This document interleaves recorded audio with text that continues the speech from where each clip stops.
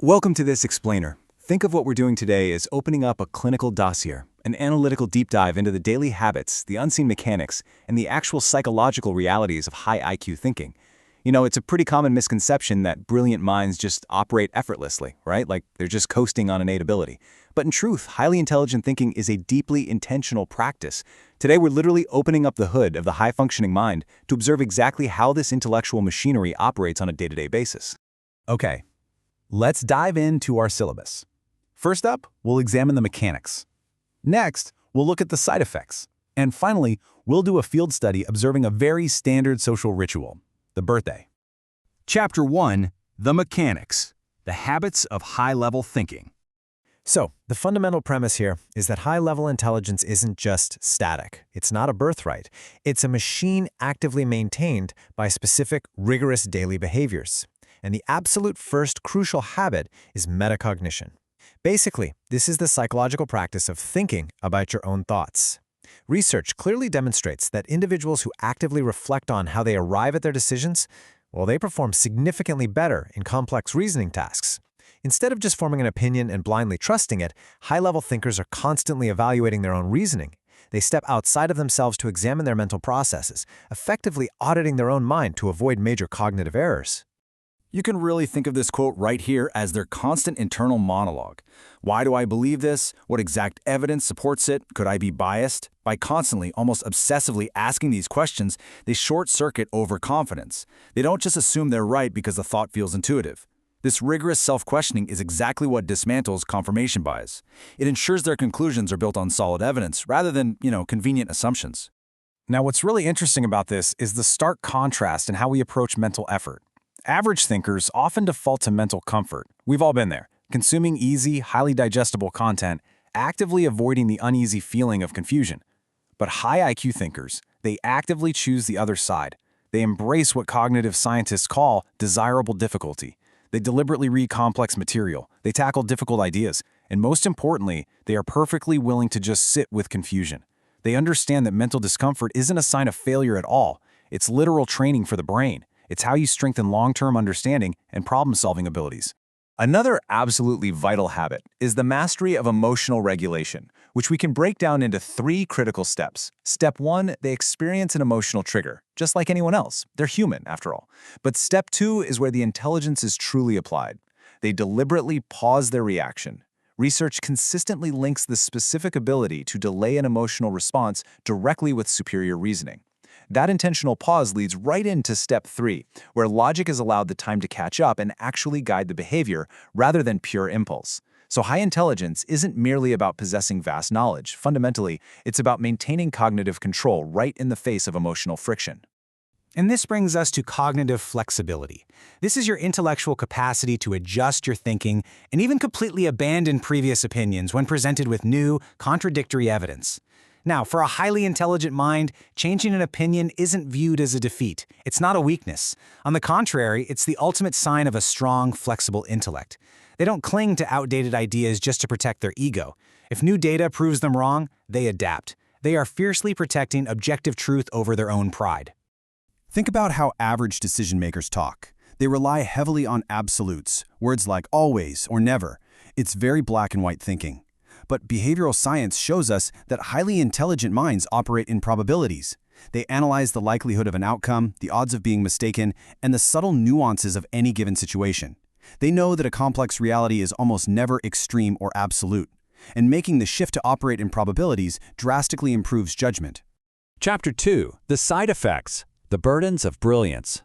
So the crucial point here is that a mental engine running at this high of a capacity naturally generates a lot of friction. The exact same traits that allow for brilliant problem-solving also carry a distinct psychological weight. People often assume being highly intelligent makes life effortless, right? But psychology paints a much more complex picture. Just look at how these psychological struggles correlate directly with their underlying cognitive causes. Notice how overthinking isn't just arbitrary worry. It's a direct byproduct of higher analytical processing, literally running constant mental simulations. And look at isolation.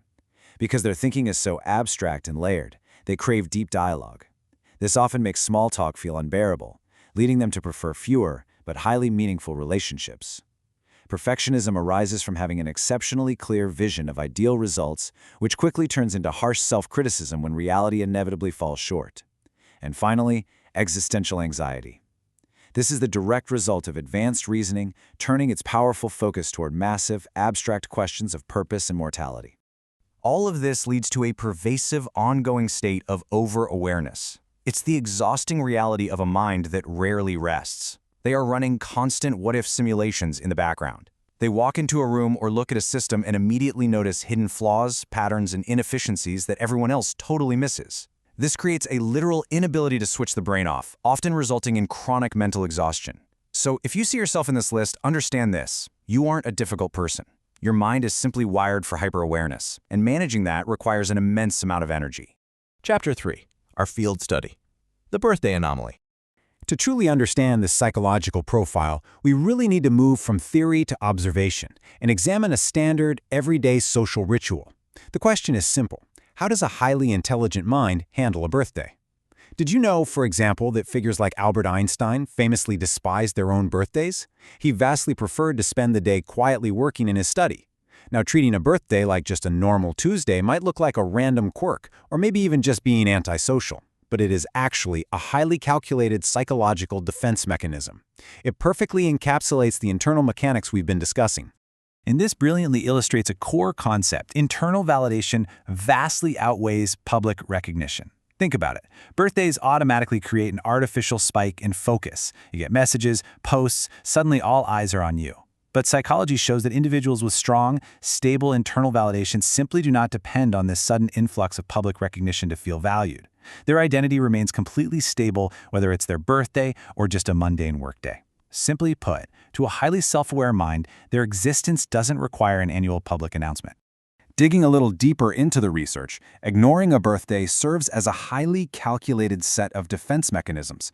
First off, it avoids overwhelming, artificial emotional intensity, which, as research on introversion shows, can actually activate stress rather than joy.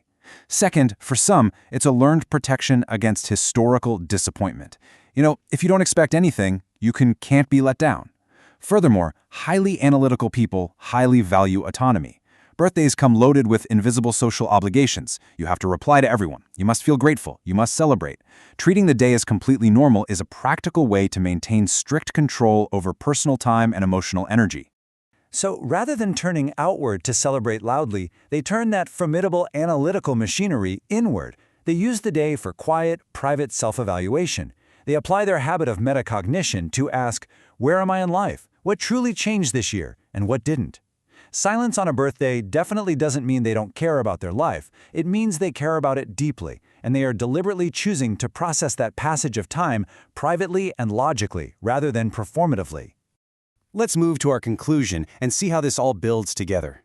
Ultimately, this all comes down to harnessing your mental machinery. Throughout this dossier, we've seen that high intelligence is a powerful, continuously operating engine. The struggles, the overthinking, the isolation, and yes, even the quirks like ignoring birthdays, they're all simply symptoms of that uncalibrated engine running hot. But by understanding the core habits we talked about, practicing metacognition, actively choosing desirable difficulty, maintaining emotional regulation, and thinking in probabilities, you can begin to actively steer this machinery. So, I'll leave you with a critical challenge today. Are you actively training your mental machinery? Are you deliberately practicing these habits every single day? Or are you letting the natural friction, the anxiety, the overthinking, the isolation, control you? Your uniquely wired mind has the potential to be your absolute greatest strength, but only if you choose to purposefully harness it. Thank you so much for joining me in this explainer, and I highly encourage you to start applying these mechanics to your own thinking today.